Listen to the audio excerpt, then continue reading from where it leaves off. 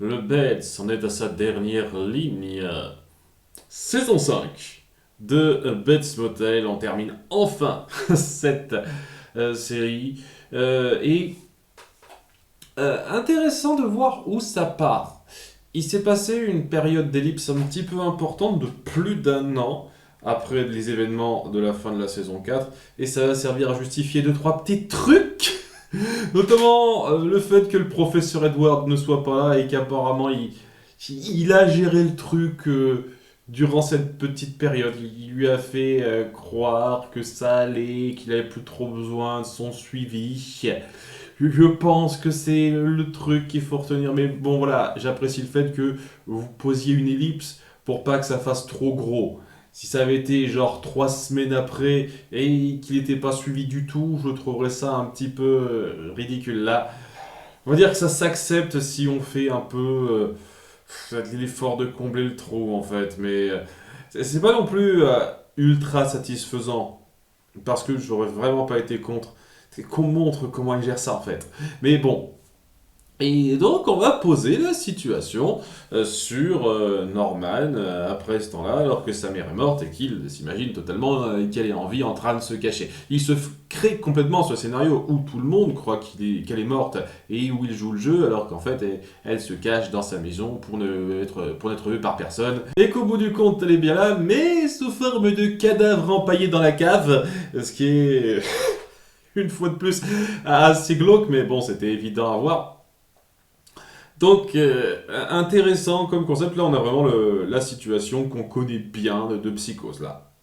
Norman est dans son petit délire et il joue le jeu tranquille. Il va y avoir des petits problèmes, évidemment, qui vont survenir parce qu'il y a des choses qui ne sont pas terminées, mais il y a ça. Il y a... On va parler rapidement de ce qui se passe en secondaire avec Dylan parce que c'est pas terminé. Dylan et Emma ont leur petite vie de couple à côté, tranquillou, et j'espère qu'on va un peu lier ça à l'histoire centrale, sinon ça ferait un petit peu bonus superflu.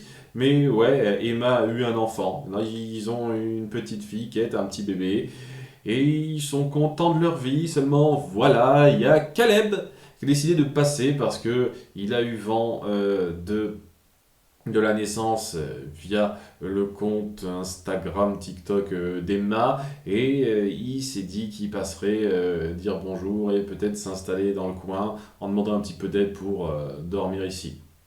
Et on va avoir ce petit dilemme de Dylan qui a de la tâche pour lui, mais en même temps, il sait que ce qu'il a fait est assez mal. Et avec ce qu'il a fait, est-ce que c'est une bonne chose qu'il soit présent ou pas? Mais en même temps, il lui est redevable. C'est quelqu'un qui a fait beaucoup pour lui. C'est quand même grâce à lui qu'Emma a pu avoir son opération et vivre. Tout simplement, c'est quand même pas rien, hein. Il se confie à Emma pour ça.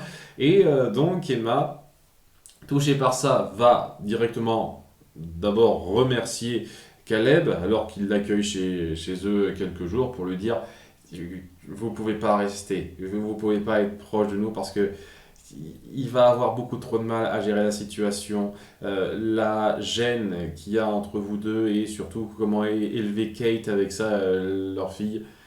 Donc il y a cette espèce de compréhension qui se met en place, plutôt bonne. Et c'est pas mauvais dans l'absolu, c'est juste que sur le coup, ça n'apporte pas grand-chose. Mais ça met peut-être en place le départ de Caleb. C'est pas impossible qu'on essaye sur la continuité de mettre en place que Caleb va repartir du côté de Norma pour essayer de voir comment elle va et il apprendra à ce moment-là qu'elle est morte. Ça lui fera pas plaisir, je pense. Et peut-être que ça remettra Dylan dans la confidence aussi, parce que voilà, depuis plus d'un an, ils ont toujours pas été mis au courant. Je trouve ça quand même un petit peu facile, hein. C'est quand même dingue que à aucun moment donné, quiconque leur ait appris la nouvelle, pas forcément Norman, ça peut être n'importe qui d'autre. Je dirais, il y avait personne d'autre qui connaissait Dylan dans le coin, personne n'a relayé l'information d'une quelconque façon. C'est bizarre, quand même bizarre, mais bon.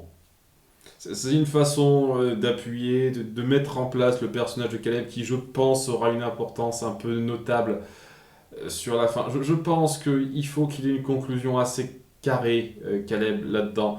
Pas juste je continue ma vie avec mes regrets dans mon coin en ayant fait un petit peu quelque chose de juste. Je pense qu'il doit avoir une certaine conclusion. Donc j'apprécie le fait qu'on le remette en avant. Et je pense que dans l'approche, c'est un petit peu ce qui est désiré. C'est-à-dire, on le remet sur le tapis pour qu'il ait un rôle par la suite dans l'intrigue centrale. Donc j'apprécie cette idée, même si bon, là, c'est juste Dylan et Emma qui sont un joli couple, qui vivent bien. On est content pour eux, mais pas non plus, wouhou, mais ça allait, ça allait.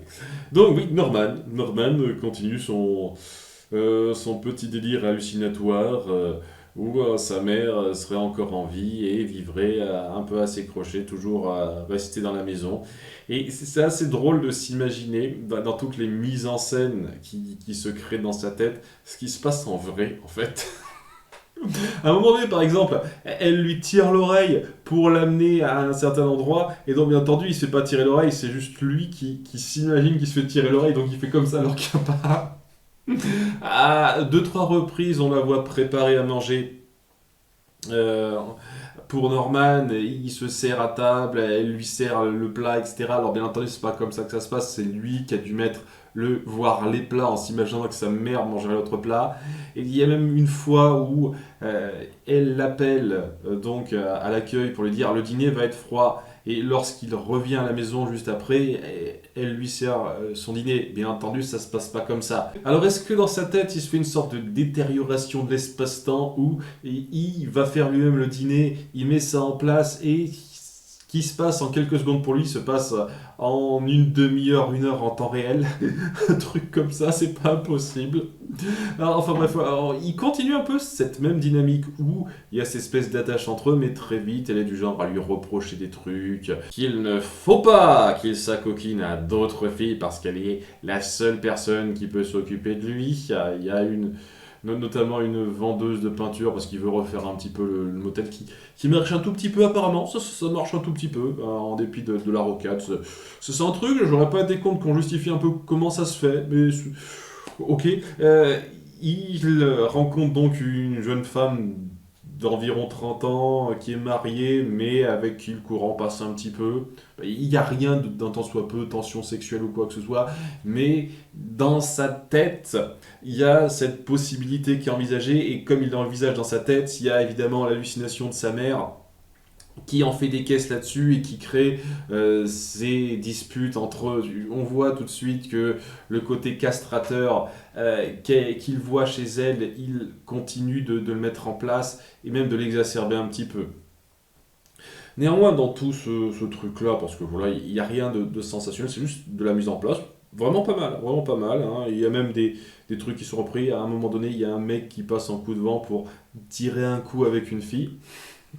En gros, et on le montre, leur donner la clé de la chambre 1 pour zioter rapidement à travers le trou de la salle d'accueil, quoi. C'est l'histoire d'appuyer qu'il est dans sa routine de psychopathe maintenant que sa mère est morte totale. C'est un truc que j'apprécie. Il y a aussi un truc que j'apprécie bien là-dedans, c'est qu'il essaye de tenir à jour ses absences. Il est conscient qu'il a des absences. Il veut pas reprendre ses médocs parce que il se donne une excuse bidon, mais au bout du compte, il sait que s'il reprend ses médocs, il aura plus ses hallucinations ou il croit que sa mère est encore en vie. Donc voilà. Il tient un jour ces différents moments où il a des absences en se posant des questions sur ce qui aurait pu se passer, en ayant un peu peur de ce qu'il pourrait faire, etc. Il n'est pas non plus complètement aveugle à ça. C'est un truc acceptable, intéressant, d'autant plus que sa mère, un peu, l'hallucination de sa mère exacerbe ça en lui donnant des fois de quoi partir sur une voie et puis sur une autre, genre reprends tes médocs, en fait non, ok, donc fais pas gaffe à tes absences, alors ce genre de choses. Très intéressant ça aussi, cette espèce de, de dualité psychologique qu'il a dans sa tête. Je veux aller mieux, mais en même temps, je veux conserver cette espèce de statu quo très détrimental pour moi, mais en même temps rassurant. C'est très intéressant psychologiquement à voir ça. Une fois de plus, c'est pas pour rien que Norman Bates, de base, le personnage, est considéré comme un des personnages les plus marquants de l'histoire du cinéma. Il y a quand même beaucoup de choses intéressantes psychologiquement à voir chez le personnage. Donc, ça met ça en place tout en posant un petit mystère, comme quoi il a sur lui, au début de l'épisode, un portefeuille qui n'est pas lui, d'un mec qu'il connaît pas. Donc il essaie de trouver une excuse parce qu'il est devant la fille donc, du magasin de peinture, enfin en tout genre quoi. Elle s'appelle Marguerite, j'imagine qu'elle sera un petit peu importante par la suite. Elle meurt pas cet épisode, pour l'instant. Je m'attendais trop à ce que ça arrive, mais non, elle est en sursis, ça viendra. Je suis sûr que ça viendra à un moment donné, mais pour l'instant elle meurt pas, Marguerite. Il se rend compte lorsqu'il essaye de lui payer des pots de peinture parce qu'il veut rénover un petit peu la façade, qu'il a ce portefeuille qui n'est pas à lui. Il dit comment ça se fait. Il vient voir Norma qui lui balance des trucs simplets, genre oh, je suis sans doute un client qui a laissé par mégarde, sauf qu'il n'y a aucun client enregistré qui avait cette gueule-là, ce nom-là. Donc qu'est-ce que ça veut dire? Qu'est-ce que ça veut dire? Et alors qu'ils ont une dispute à la fin de l'épisode, elle finit par lui montrer ce qu'il en est, comme quoi c'est un cadavre dans leur freezer en fait. Ouais, ouais, c'est un cadavre dans leur freezer. C'est un type qui s'est pointé au motel comme ça à un moment donné et qui a menacé Norman de mort. Et alors là, c'est le truc, j'espère que vous justifierez ça un petit peu mieux parce que je trouve que c'est un peu gros aussi. Il y a la personnalité de Norma qui a pris le contrôle et qui l'a tué, le mec. Alors qu'il tenait Norman en joue avec un flingue, on le voit pointer un flingue sur lui. Et le mec était quand même un peu baraqué, etc. Et pourtant, Norman, même transformé en Norman, ça ne change rien, a réussi à être au-dessus de lui et à le tuer avec ça. Je ne comprends pas comment ça se fait.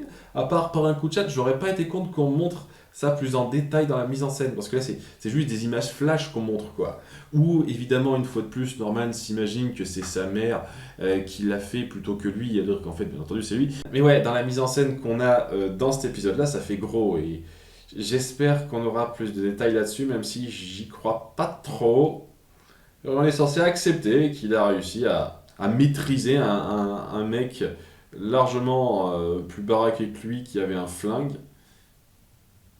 Ok, ok.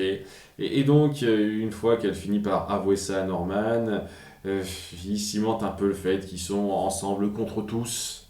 Dans un sens, et ils ne comprennent pas pourquoi ce mec a voulu le tuer, on va avoir la réponse assez vite. Et ils décident faire ce qu'ils ont l'habitude de faire maintenant. On va cacher le cadavre, on va l'enrouler dans du plastique et le balancer dans le lac. Tant que le faire, on commence à avoir le coup. Et alors qu'ils font ça, il y a la petite révélation avec le portable du mec qui sonne et qui est appelé par Romero. Romero qui lui a donc très certainement demandé de faire ce job de se débarrasser de Norman Bates. Ou peut-être qu'il voulait pas le tuer, il voulait juste le forcer à faire des trucs et c'est peut-être grâce à ça qu'il a réussi à maîtriser le gars, il voulait pas le tuer directement. On va dire que... On peut peut-être partir là-dessus, peut-être que ce sera un peu justifié, on n'est jamais sûr de rien. En tout cas, ouais, Romero qu'on a vu un tout petit peu au cours de l'épisode, qui était en prison depuis... Il me semble qu'ils ont dit... Non, ils ont pas dit exactement quelle durée, ils ont dit qu'il lui restait 2 ans. Ils en ont fait un exemple de flic corrompu malgré tout le bien qu'il a fait, malgré le fait qu'il se tenait bien en prison. Mais avec ce qui vient de se passer, peut-être que ça va être l'excuse comme quoi il va passer encore plus de temps derrière les barreaux, puisque apparemment il a engagé un tueur à gages pour se débarrasser de Norman Bates. Ce qui est très compréhensible de son point de vue, mais ça c'est pas bien fini. Et donc Norman est au courant. Je sais pas ce qu'il va pouvoir faire particulièrement avec ça, puisque Romero est derrière les barreaux et que ce serait difficile de l'atteindre d'une quelconque façon, peut-être lui rendre visite. Ça serait une scène un petit peu forte entre ces deux-là, mais ouais. Ça c'est dingue parce qu'on essaie de dépeindre Romero comme la dernière menace à affronter pour Norman, alors qu'au bout du compte, moi, je suis clairement plus du côté de Romero. C'est le drame de la chose. Romero va perdre à un moment donné, malheureusement.